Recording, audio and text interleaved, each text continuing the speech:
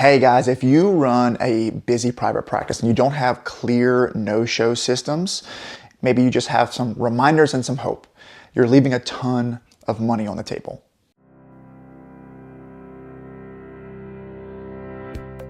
And so in this video, I'm going to give you a simple step-by-step process that your team can run without you to keep your schedule consistently full. If you are a US private practice owner or a clinic director with 1 to 10 locations and you see 2 to 5 empty slots per day from things like no-shows and cancellations, this is going to be for you. So you're the owner and you spend a lot of money on marketing and the schedule looks full in the morning time, but then by the evening it falls apart. Or by lunchtime, it even falls apart. And your providers get really frustrated and revenue feels very unpredictable. And so by the end of this video, my hope is that you'll have a simple 3-part no-show system that your existing team can start to run for you to improve that. And so here is a high-level breakdown of what this system's gonna look like. Step 1 is gonna be measure and set targets.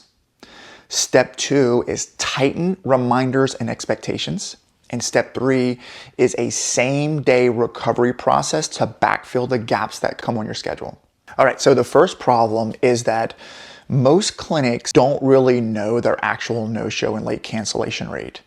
And so you can't manage what you don't measure. And so we end up tolerating way more than we should because it's just how it is, right? It hasn't been measured. There's no goal. There's no way to actually objectify the impact of that. Use a very simple track and target approach that's going to help you fix that, help you step away from that process. So step 1 is simply to decide what counts. For most clinics, that's any missed visit without a 24-hour notice. These are going to be things like late cancels that you can't backfill in a timely manner. That's going to essentially be a cancellation or a no-show for you financially, right? So if you have an opportunity to fill that quickly, then you can recover financially, right? And so these are going to be people that no-show or cancel with an unexpected time that you can't recover from. All right. So step 2 is to actually track it weekly. So you're going to take your schedule for the week and you're going to simply calculate your no-show percentage, which is going to be your missed visits divided by your scheduled visits. I'm going to pause there because I know math, not all of us have math brains. So it's just a division problem. Missed visits on the top divided by total scheduled visits. That's going to be your no-show percentage. And you can do this by location. You can do this by provider. Or my recommendation is if you're not doing this regularly, you can just do this for the whole clinic just to start, right? So just start with the whole clinic and then you can start whittling it down to a specific number as you build the consistency and you operationalize this so it doesn't occupy so much bandwidth. Step 3 for you is going to start setting simple targets, all right? So obviously you want to measure it, but you want to set a goal, right? You want to set a target, an expectation that you can start pushing for with your team. So for an example, under 10% and trending down over the next 90 days is a really good target and a really good goal for you and your team to start working on if this is a real problem for you.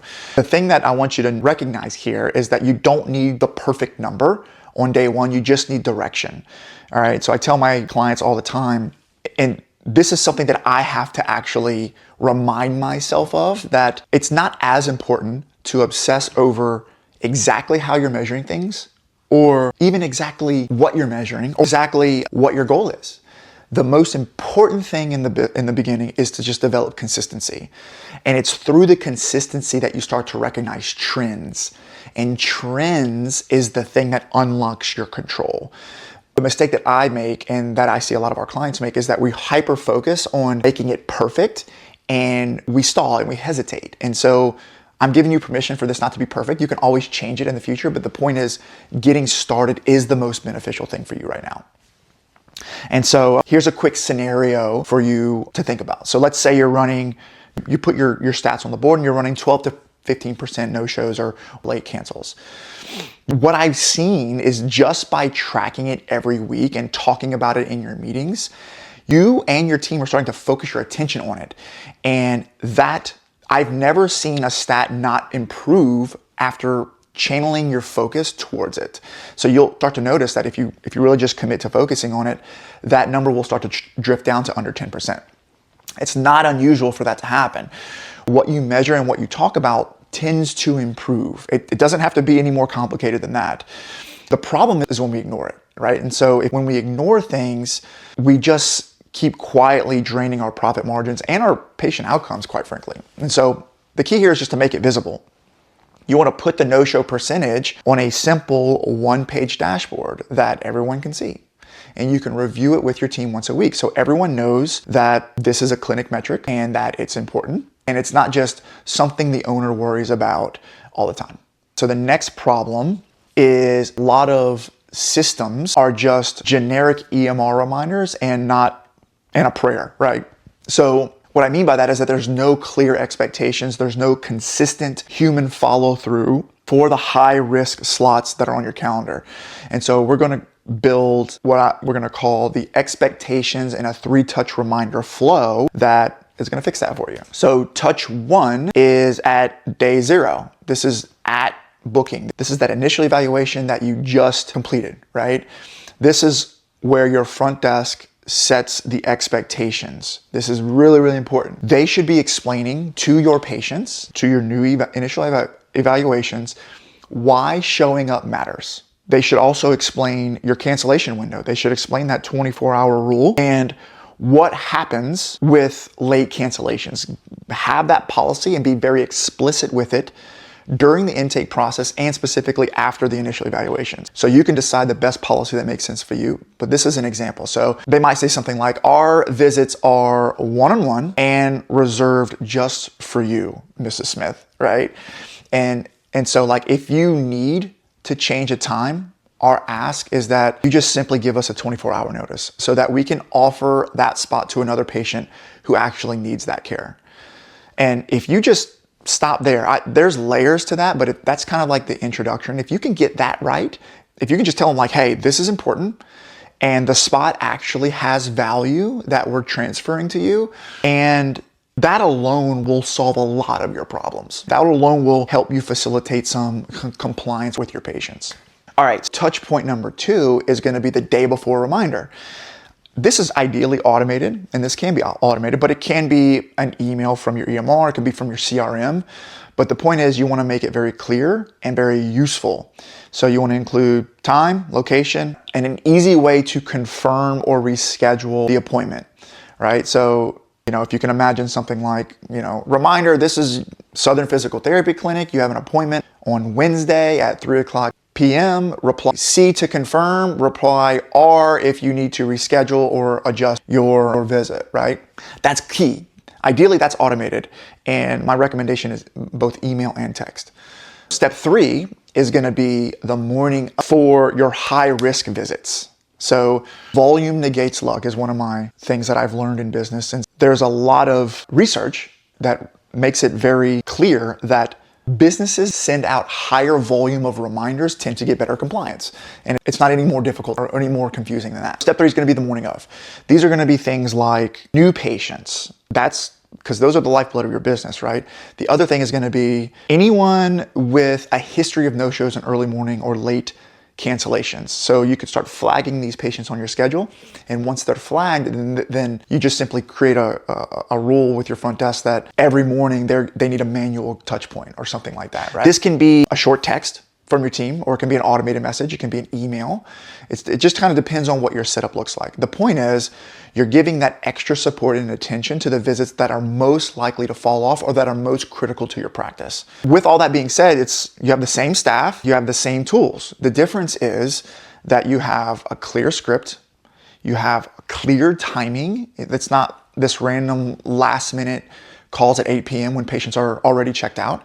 And now you're implementing some systems that can actually operationalize compliance and better culture, better accountability, better outcomes for your patients. Here's something else to consider. Even with some really great reminders, some people are still going to no-show. And the mistake that I've made and that I've also see a lot of other clinics make is that they just kind of shrug and they move on, right? Oh, well, we've got the process in place, then that's just part of the deal. That's the biggest mistake. And at that point, nothing really happens for you. Nothing really happens for anyone except for a bunch of lost revenue and a bunch of annoyed therapists and a bunch of patients who aren't getting what they need.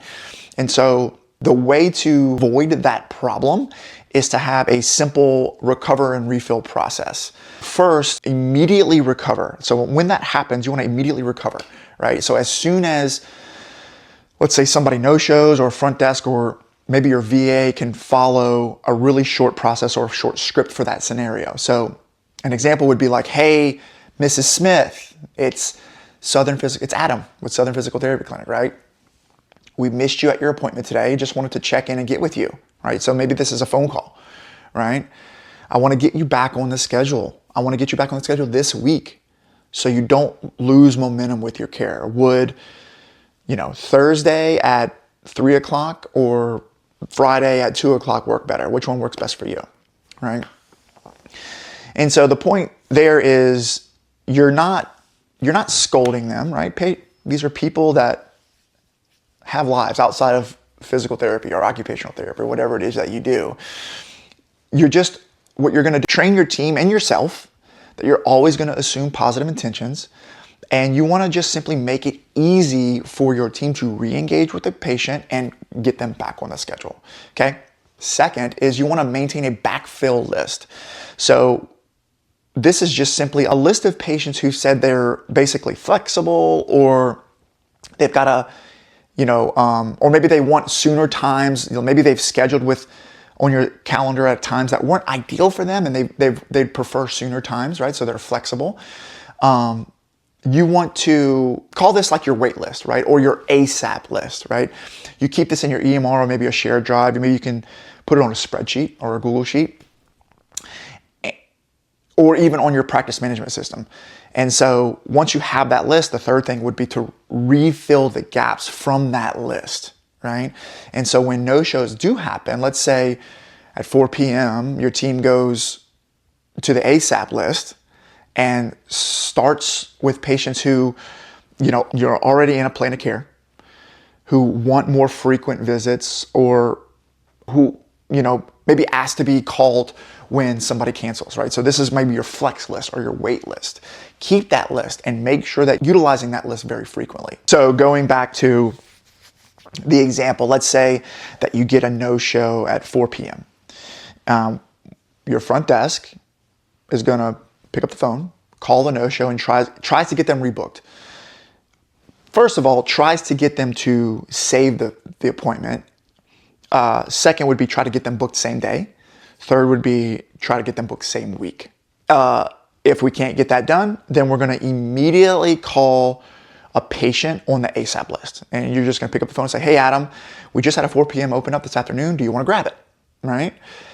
It doesn't have to be any more complicated than that. The point is that a no-show doesn't have to be a lost visit. If you have that backfill habit, a lot of them become shifted visits that can fill that void and then obviously save the revenue that are in your practice as well.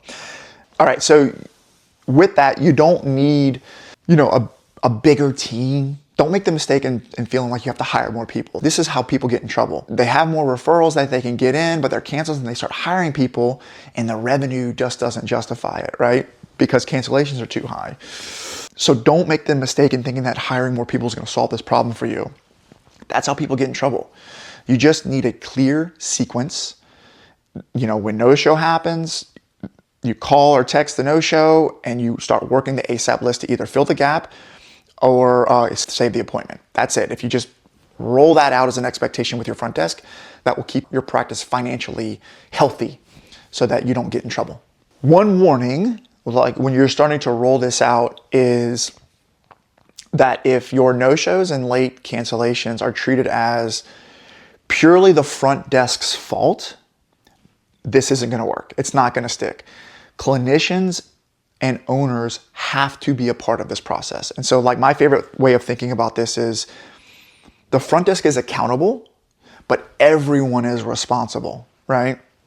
So I like to review this in a weekly no-show huddle or a weekly team meeting. And so once a week, we look at last week's no-show percentage and the 4-week trend with the front desk and all of the clinicians in the practice.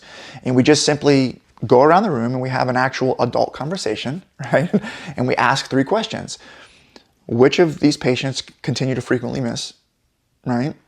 Number two, do they actually understand their plan of care and why the visits matter and how they are aligned to the goals that they actually want, right? Number three, which is, do we need to actually change their time slot or change the approach, or maybe even consider discharging them off the list, or maybe putting them on the flex list? And just have an honest conversation about that and start making those decisions together as a team consistent with the culture that you want to build. And if you make it a collaborative approach, then that's what we've seen work the best in most private practices. Your patients are going to end up showing up more when everyone reinforces the value of attending, everyone on the team, even you, right? Not just some robotic text reminder or some front desk person just beating their phone down, right? Like, everyone's got to be a part of that process. And so, like, when clinicians will say something like, hey, Mrs. Smith, these next few visits are crucial for your outcomes. And then following that with a front desk that backs it up consistently with communications, no-shows, and the reminders that we mentioned above, your cancellation rate will start to drop. You'll start to build a culture of performance, and that's when, you know, the clinic is less dependent upon you and your secret sauce. Okay, so quick recap. Step one is to measure your no-shows and your late cancellation rates and make it visible every single week. What gets measured will improve. Step two is to tighten up the expectations and the reminders with a 3-touch flow at booking day, a day before, and the morning of for all the high-risk visits on your schedule. And then step three is to run your same-day recovery process. When the gaps do occur, they can be backfilled with your ASAP list or your waiting list instead of just shrugging your shoulders and staying empty. And so that would be a transformative process that you can just document and train your team on. All right, so that's it. Here's kind of my closeout. If this was helpful and you feel like you could use more operationally focused content for private practice owners like you, my ask is that you would find the subscribe button. I'm trying to get this YouTube thing going, and click it. And maybe even share this video with another clinic owner in your network who could benefit from something like this. Or you could even use this as a training, right? You could just copy the link and use this as a training for your team to just train them on that, right? That way it's me kind of training your team instead of you, right? So yeah, if you'd be willing to subscribe to the channel, that would mean a lot to me. And then also, make sure you check out the description. We've got some free stuff in the show notes for you. I've dropped, there's a practice manual in there. There's a KPI dashboard. We've got a honeypot list of all kinds of fun resources. We have a no-show and cancellation policy. We've got also kinds of free things for you guys to help you build a business that helps your patients win, your team win, and your finances win as well. All right, so go pull all of last month's no-show percentages, build your 3-touch flow, and set up your simple ASAP list this week. If you do that, you'll be really surprised at how fast your schedule starts to stay consistently full with the exact same team. Go kill it. You deserve it.